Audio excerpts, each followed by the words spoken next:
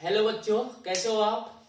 चलिए 16 फरवरी को आपका सोशल साइंस का एग्जाम है क्लास 10th का। उसके लिए हम लाए हैं कुछ वीवीआई क्वेश्चन जो आपको याद करना ना पड़े। ठीक है, तो यहाँ पे ध्यान दीजिएगा।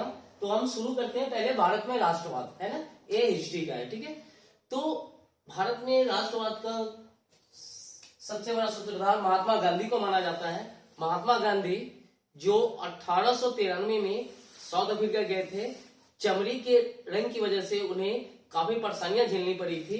ट्रेन के फर्स्ट क्लास डब्बे से उन्हें उतार दिया गया था। उसी समय उन्होंने कहा था, अंग्रेजों तुमने हमें ट्रेन से उतारा है, मैं तुम्हें देश से निकाल दूंगा। ठीक है, चलिए महात्मा गांधी 1915 में भारत आए थे। ठीक है, कब आए थे? 1915 में। जब 1915 में भारत आए थे और 1916 में उन्होंने लखनऊ अधिवेशन में भाग लिया था। ठीक है, लखनऊ अधिवेशन में। ठीक है, लखनऊ अधिवेशन में भाग लिया था और लखनऊ अधिवेशन में उनकी जो है ना, वहां पे एक और व्यक्ति गया था जिसका नाम था राजकुमार शुक्ल। क्या नाम था? राजकुमार शुक्ल। उन्होंने राजकुमार जो शुक्ल थे ना, वो चंपारण के रहने वाले थे। ठीक है ना, तो 1916 में जब गांधी जी की मुलाकात राजकुमार शुक्ल से होती है जो बिहार के पंडित थे। ठीक है ना, तो जब इन दोनों की मुलाकात होती है तो राजकुमार शुक्ल जी इन्हें निमंत्रण देते हैं चंपारण आने के लिए। ठीक है, तो गांधी जी 1917 में चंपारण आते हैं। ठीक है, 1917 में कहा आते हैं? 1917 में कहा आते हैं? तो चंपारण आते हैं। चंपारण की धरती पे आने से पहले वो मुजफ्फरपुर में रुकते हैं। ठीक है, मुजफ्फरपुर में रुकते हैं और राजकुमार शुक्ल जी को बोलते हैं कि आप जाइए वहां पे तैयारी कीजिए और हम आ रहे हैं। ठीक है, 1917 में चंपारण आते हैं। चंपारण में होता क्या है ना, यहाँ पे नील की खेती यानी कि 3 कठिया पद्धति होती है। 3 कठिया पद्धति का मतलब समझे ना, यानी कि 3/20 भाग। ठीक है, एक इसको हम कहेंगे चंपारण सत्याग्रह। चंपारण सत्याग्रह। तो सबसे पहले हम एक चीज को हम जान लेते हैं। ठीक है, कि हम इसको कुछ इस तरीके से देखेंगे ना, गांधी जी का जो सत्याग्रह था, ठीक है, सत्याग्रह और 3 सत्याग्रह था। ठीक है, तो कुछ ऐसे हम समझेंगे। ठीक है, यहाँ पे चंपारण, ठीक है, यहाँ पे खेरा, ठीक है, यहाँ पे मिल मजदूर। ठीक है ना, मिल मजदूर। ठीक है ना, तो ये हुआ था 1917, ए हुआ था 1918 और ए भी हुआ था 1918। ठीक है, ये तीनों है। तो चंपारण में जब गांधी जी आए थे तो यहाँ पे 3 कठिया पद्धति लागू थी। 3 कठिया पद्धति का मतलब समझ रहे हैं ना, कि यानी कि 3/20 भाग, यानी कि 20 कट्ठा में 3 कट्ठा नील की खेती करनी होती थी। और आपको पता होगा कि नील की खेती करने के बाद एक बार अगर खेती कर दे तो 2 साल तक जमीन पे कुछ होता नहीं था। ठीक है ना, अब ये लोग जो नील की खेती करते थे ना, वो सरकार को प्रतिवर्ष लगान देना पड़ता था। लोग इनसे परेशान हो गए थे। गांधी जी यहाँ आए और यहाँ आने के बाद इन्होंने क्या किया? सत्याग्रह किया, अनशन किया। ठीक है, सत्याग्रह करने के बाद उनको उनका अधिकार दिलाया, यानी कि चंपारण। तो गांधी जी का पहला सत्याग्रह कहाँ था? चंपारण, और ये सफल भी रहा। एक खबर खेरा तक पहुंची। खेरा में भी किसानों की स्थिति बहुत खराब हो गई थी। ठीक है, बाढ़ और सुखाड़ के कारण। ठीक है, तो गांधी जी कहाँ है? खेरा। ठीक है ना, उससे पहले खेरा में ऑलरेडी पहले से ही यानी कि सत्याग्रह शुरू था, लेकिन गांधी जी आए नहीं थे। जब गांधी जी को पता चला कि खेरा में ऐसी ऐसी बात हुई है, वहां के किसान परेशान है, तो गांधी जी क्या किए? खेरा पहुंचे। गांधी जी खेरा पहुंचे। ठीक है, तो यहां हम समझे खेरा। ठीक है, तो आपको हम बताए थे गांधी जी जब यहाँ पहुंचे खेरा में, तब उन्होंने देखा कि स्थिति सही में खराब है। यहाँ के जो लोग हैं उनकी खेत की जो फसल है वो बर्बाद हो चुकी है। ठीक है, और इसके लिए आंदोलन उन्होंने किया, यानी कि सत्याग्रह किया। ठीक है, उसके बाद आते हैं अहमदाबाद मिल मजदूर आंदोलन। ठीक है, अहमदाबाद मिल मजदूर। अब हुआ यहाँ पे क्या था कि प्लेग नाम की एक भयंकर बीमारी आ गई थी। पता है ना, प्लेग। अभी क्या आ रहा है? कोरोना। ठीक है ना, वो कोविड से भी खतरनाक बीमारी थी। ठीक है, जो प्लेग नाम की महामारी थी, जब आई थी तो उस समय जो अंग्रेज थे ना, उन्होंने वादा किया था कि हम आपका जो है ना वेतन वृद्धि कर देंगे, और कर भी दिया था। यानी कि जब तक वो बीमारी अपने चरम सीमा पे थी तो उसने वेतन बढ़ा दिया, और जैसी बीमारी धीरे धीरे घटने लगी उसने क्या किया, मजदूरों का वेतन कम कर दिया। अब इसके लिए वहां के जो मजदूर थे वो आंदोलन करना शुरू कर दिए। ठीक है, बोले कि इतना पैसा, यानी कि बीमारी तो खत्म हुई नहीं थी, बीमारी थी। अब हुआ क्या था कि लोग उतना कम पैसा में अपना पेट भरे या फिर इलाज करवाए, तो वो जो कंपनी जो थी ना वो 20% बढ़ोतरी करना चाह रहे थे कि चलो भैया आपके वेतन में हम 20% की बढ़ोतरी कर देंगे। लेकिन ये लोग मांग कितना कर रहे थे, 50%। कितना परसेंट, 50%। ठीक है ना। फिर महात्मा गांधी वहां पे गए, सारी बातें सुनी, और फिर इन्होंने एक सत्याग्रह किया, और इनके जो वेतन है ना उसमें 35% की वृद्धि हुई। ठीक है, तो इतना चीज तो समझ में आ गया आपको।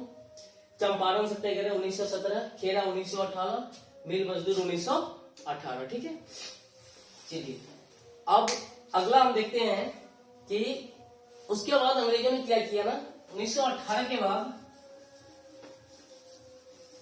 अंग्रेजों ने क्या किया कि 1919 में रॉलेट एक्ट नामक एक कानून बना दिया। कब बना दिया, तो 1919 में क्या बना दिया, रॉलेट एक्ट। अब ये तो आपको पता है कि रॉलेट एक्ट एक काला कानून था। कौन सा कानून था, काला कानून। एक ऐसा कानून था जिसमें भारत के किसी भी आदमी को बेवजह पकड़ के उसे जेल में डाल दिया जाता था, उसके साथ मारपीट किया जाता था। बात समझे कि नहीं। और ये तो बहुत गलत थी, गलत बात थी। यानी कि बेवजह किसी को पकड़ के आप जेल में कैसे डाल सकते हैं, ठीक है ना। इसी के लिए रॉलेट एक्ट का विरोध करने के लिए लोग कहां इकट्ठा हुए थे, जलियांवाला बाग में इकट्ठा हुए थे। कहां इकट्ठा हुए थे, डेट था 13 अप्रैल 1919। ठीक है, 13 अप्रैल 1919 वो लोग जब इकट्ठा हुए थे, और इकट्ठा होने के बाद एक सभा बुलाई गई, और एक सभा बुलाई गई, इसमें हजारों लोग थे। ठीक है, और उन्होंने एक मीटिंग रखी कि ये सरकार, ये जो रॉलेट एक्ट है ना, इस कानून को खत्म करे। ठीक है, जब ये बात सरकार तक पहुंची, ठीक है ना, तो जनरल डायर जो था, जनरल डायर, ठीक है ना, उसने जनरल ओ डायर का आदेश दिया कि जाओ और इन लोगों पे गोलियां चलवाओ। ठीक, गोली चला दो। ठीक है, और जनरल ओ डायर ने क्या किया, इन 79 लोगों पे गोलियां बरसाई, जिसमें सैकड़ों बेकसूर किसान मारे गए थे। ठीक है, यानी कि इसमें जो मरने वाले थे ना वे सारे गरीब मजदूर, यानी कि सब गरीब थे, इसमें कोई अमीर घराने के लोग नहीं थे। तो यहाँ पे सीधा इसका कनेक्शन है रॉलेट एक्ट से। ठीक है ना, रॉलेट एक्ट का विरोध करने के लिए लोग जलियांवाला बाग में इकट्ठा हुए थे, और 13 अप्रैल 1919 को इनके ऊपर अंधाधुंध गोलियां चलाई गई थी। ठीक है ना, और पूरे देश ने इसका और विरोध किया था कि ये अंग्रेजी सरकार हमारे साथ गलत कर रही है। ठीक है, तो इतना चीज तो समझ में आ गया। चलिए, ये अब खत्म होता है, फिर शुरू होता है 1920। ठीक है ना, 1920 में अब गांधी जी असहयोग। अब हम एक चीज को समझेंगे, है ना, अंग्रेज मेरे देश में कब आए थे, है ना, और क्या करने आए थे। तो अंग्रेज हमारे देश में जब आए थे तो वो हमारे देश में व्यापार करने आए थे। क्या करने आए थे, व्यापार करने। तो सीधा सीधा बात है कि हम अंग्रेजी सामान नहीं कर देंगे, यानी कि असहयोग, सहयोग अ हटा देते हैं तो क्या बनता है, सहयोग। असहयोग का मतलब मदद नहीं करेंगे, यानी कि हम अंग्रेजी सामान नहीं कर देंगे, अंग्रेजी कपड़ा नहीं पढ़ेंगे, अंग्रेजी स्कूल में नहीं पढ़ेंगे। ठीक है, अगर अंग्रेज का कोई भी सामान, कोई भी चीज अगर हम नहीं लेते हैं तो अंग्रेज खुद हमारे देश को छोड़ के चला जाएगा। ठीक है ना, और एक जन आंदोलन था। क्या था, जन आंदोलन था बहुत, यानी कि लगभग देश के सारे लोगों ने इसमें भाग लिया था। तो यहाँ से एक आंदोलन की शुरुआत होती है। ठीक है ना, एक असहयोग आंदोलन जिसको हम कहते हैं। ठीक है, लेकिन इस आंदोलन को भी, ठीक है ना, 5 फरवरी 1922 को, ठीक है ना, बंद कर दिया, स्थगित कर दिया जाता है। गांधी जी रोक देते हैं। ठीक है ना, अब 5 फरवरी 1922 को, है ना, चौरी चौरा, है ना, चौरी चौरा। आपको पता होगा कि यहाँ पे हुआ क्या था, है? अब एक चीज तो आप जानते हैं कि लोग अगर कुछ होता है तो लोग लाठियां लेके निकलते हैं कि चलो भाई अगर मान लीजिए कि कहीं किसी का एक्सीडेंट हो गया या फिर कुछ हो गया तो लोग लाठी लेके निकलते हैं और बस ट्रक सबका शीशा फोड़ने लगते हैं। उसी प्रकार गांधी जी का जब असहयोग आंदोलन हो रहा था ना, तो लोग दुकानें बंद करवा रहे थे, ठीक है, दुकानें बंद करवा रहे थे, सारी चीज बोले है दर की दुकान बंद करो, ये करो वो करो, ठीक है। तो बोला कि जाकर थाना वालों को बोलो हम नहीं बंद करेंगे, तो ये लोग गए थाना में। ये जो लोग थे ना, जो गांधी जी के जो समर्थक थे, आंदोलन करने वाले, ये लोग लाठी लेके घूम रहे थे कि ये बंद करो, अंग्रेजी सामान हमें नहीं चाहिए, अंग्रेजी जितनी भी दुकानें सारी बंद करो। तो दुकानदार बोले कि भैया तुम जाओ थाना में, थाना से परमिशन लेके आओ, थाना वाला को बोला हम बंद कर देंगे। अब ये लोग थाना में पहुंचे। अब थाना में पहुंचे तो बहुत भीड़ थी, और जब बहुत भीड़ थी, जब ये लोग थाना में पहुंचे तो थानेदार बोला कि नहीं, ऐसा नहीं हो सकता, ये दुकानें बंद नहीं होगी, तुमको जो करना है वो कर लो, ठीक है। तो थाने वाले क्या काम किए ना कि अंदर घुस गए। अंदर घुसने के बाद वो क्या किए, अंदर से अपना दरवाजा लॉक कर लिए। अब भारत के आदमी का जरूरत है कि दरवाजा लॉक करेगा तो छोड़ देगा। ये क्या काम किया ससुरा साहब, आगे से दरवाजा को लॉक कर दिया, ठीक है। अब मटिया तेल फेंक दिया, ठीक है, मिट्टी का जो तेल होता है उसको जेल के अंदर फेंक दिया। अब फेंकने के बाद आपको पता ही होगा कि उसमें 22 पुलिस वाले चल के मर गए थे, ठीक है, जिंदा बूझ के खा गया था सब, ठीक है। उसी का नाम है चोरी चौरा घटना। अब गांधी जी का रिएक्शन यहाँ देखते हैं। गांधी जी बोलते हैं कि अरे बाप रे बाप, हम बोलते हैं अहिंसा, इस ससुरा से कर रहे हैं हिंसा, कि नहीं नहीं नहीं ऐसा नहीं हो सकता, कि असहयोग आंदोलन को उन्होंने क्या कर दिया, स्थगित कर दिया। बोला कि नहीं नहीं ऐसा नहीं करना चाहिए, यानी कि हम बोल रहे हैं कि हिंसा नहीं करो, ये देखो तो 22 को कोई के बारे में जला रहा है, बाप रे भाई सब कर क्या रहा है, ठीक है। तो उस समय हुआ क्या था ना कि ये असहयोग आंदोलन को स्थगित कर दिया गया था, ठीक है। अब आते हैं 1928। एग्जाम की दृष्टि से ये भी आपके लिए महत्वपूर्ण क्वेश्चन है। 1928 में साइमन आयोग आता है। कौन आता है, साइमन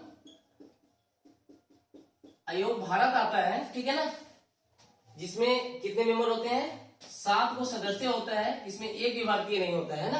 अब भारत के लोग इसका विरोध करते यानी कि करते हैं। देखिए अब सबसे पहले साइमन आयोग के बारे में हम तो समझते हैं। इसका गठन 1919 में हुआ था, ठीक है। साइमन आयोग का गठन कब हुआ, 1919 में इसका गठन हुआ था। और गठन में कहा गया था कि हम हर एक 10 साल पे, ठीक है, हम 10 साल पे हम भारत में जाएंगे, भारत का संविधान कैसा होगा, ये वो वगैरह बहुत सारी चीजें के बारे में जानकारी इकट्ठा करेंगे।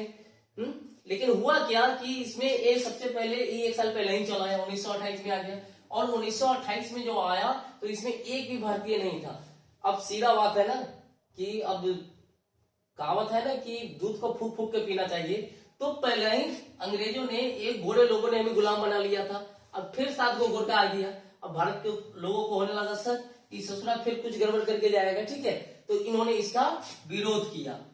आपको पता होगा कि चलिए पहले से पहले जान लेते हैं, अगर तुमसे पूछा जाए ना कि साइमन आयोग भारत कब आया था, तो 1928 में आया था। तो साइमन आयोग का गठन कब हुआ था, तो 1919 में हुआ था। अब प्रत्येक 10 साल पर इसे कहा आना था, भारत आना था, ठीक है। तो इतनी चीज की जानकारी हो गई, ठीक है। अब इसके बारे में कुछ और चीज जान लेते हैं कि साइमन आयोग का विरोध करने के कारण ही लाला लाजपत राय के सर पे चोट लगी थी और उनकी मौत हो गई थी, ठीक है। चलिए अब चलते हैं कि साइमन आयोग को काला झंडा दिखाया गया। साइमन आयोग वापस जाओ, साइमन कमीशन वापस जाओ, ठीक है। अब इसका दाल यहाँ पे गला नहीं, ठीक है। अब फिर गांधी जी आते हैं, चलते हैं अब सविनय अवज्ञा आंदोलन। क्या चलते हैं, सविनय अवज्ञा आंदोलन, ठीक है। सविनय अवज्ञा आंदोलन में तो इसमें हम देखते हैं, ठीक है, कि अवज्ञा आंदोलन, ठीक है, यहां पे एक चीज को हम देखते हैं सविनय अवज्ञा आंदोलन में। सबसे पहले हम देखते हैं दांडी यात्रा। क्या देखते हैं, दांडी यात्रा। तो दांडी यात्रा कब की गई थी भाई, दांडी यात्रा कब की गई थी, ठीक है ना। तो दांडी यात्रा 12 मार्च से 6 अप्रैल, 12 मार्च से कितना, 6 अप्रैल, कितना दिन होता भैया, 12 मार्च से 6 अप्रैल, टोटल कितने दिन हो गए, तो 18 से कितना हो गया, 24 दिन। कितने दिन हो गए, 24 दिन, लोग कितने थे? तो भैया 78 लोग थे, ठीक है ना। कितनी दूरी थी? तो 240 मील। कितनी थी? 240 मील। अब गांधी जी ने शुरुआत की, ठीक है ना, सविनय अभियान आंदोलन की शुरुआत हुई। इसमें इन्होंने दांडी यात्रा की और दांडी यात्रा में इन्होंने क्या किया ना, 78 सहयोगियों के साथ, है ना, साबरमती आश्रम से दांडी की यात्रा की। और इन्होंने, उस समय हुआ क्या था ना कि अंग्रेज जो थे ना, वो टैक्स ज्यादा बढ़ा दिए थे नमक पे, ठीक है।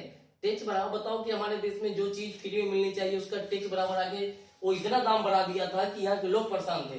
गांधी जी ने समुद्र के पानी से नमक बनाया, ठीक है, और उन्होंने कहा कि हम अंग्रेजी नमक का बहिष्कार करते हैं, हम अपने देश का बना हुआ नमक खाएंगे, हम अंग्रेजी नमक नहीं खाएंगे, ठीक है। तो यहाँ पे सबसे बड़ी चीज है ना कि दांडी पहुंचते पहुंचते गांधी जी के साथ चले थे कितने लोग? 78 लोग। वो कितने गए? अरे भाई 20,000 से भी ज्यादा लोग आ गए थे गांधी जी के साथ गांधीगिरी, ठीक है। 20,000 से भी ज्यादा लोग आ गए थे, ठीक है। अब लॉर्ड इरविन देख के पगला रहा था उधर से, ठीक है। लॉर्ड इरविन बोल रहा है, लॉर्ड इरविन जो था वो देख के पागल हो रहा था कि आखिर एक कर क्या रहा है, ठीक है। चलिए, एक चीज समझ में आ गया आपको, दांडी यात्रा, ठीक है। सविनय अभियान आंदोलन के बारे में हम और विशेष पूरे विस्तार से अगले वीडियो में बताएंगे, ठीक है। चलिए, अब हम देखते हैं, दांडी यात्रा तो हो गई, ठीक है। अब हम गांधी इरविन समझौता को थोड़ा पढ़ लेते हैं। गांधी इरविन समझौता, ठीक है, समझौता, ठीक है, गांधी इरविन समझौता, है ना, 1931 में हुआ था, जिसे हम दिल्ली समझौता भी कहते हैं। क्या कहते हैं? दिल्ली समझौता भी कहते हैं। गांधी और लॉर्ड इरविन एक साथ बैठे थे, गांधी और लॉर्ड इरविन एक साथ बैठे थे, और लॉर्ड इरविन बोला कि बताइए आपको क्या चाहिए, ठीक है, आपको क्या चाहिए। तो उसी समय गांधी जी ने कहा था कि हमें, हमारी कुछ मांगे हैं, उस मांगों को तुम पूरा कर दो, फिर ये सारा आंदोलन हम खत्म कर देंगे। तो लॉर्ड इरविन बोला कि बोलो भाई। तो 11 सूत्री मांगे गांधी जी ने रखी थी। जैसे उन्होंने बोला कि जितने भी लोग तुमने जो जेल में बंद किया है, ठीक है ना, जो बेकसूर लोग हैं उन्हें छोड़ दो। इरविन बोला छोड़ दिया। बोला कि तुमने जितनी भी संपत्ति हड़पी है वो सारा संपत्ति तुम लौटा दो। बोला लौटा दिए। इस तरह से 11 सूत्री मांग, ठीक है ना, लॉर्ड इरविन ने क्या किया? स्वीकार किया, ठीक है। चलिए, तो इतना क्वेश्चन है, फिर मिलते हैं हम अगले वीडियो में। धन्यवाद।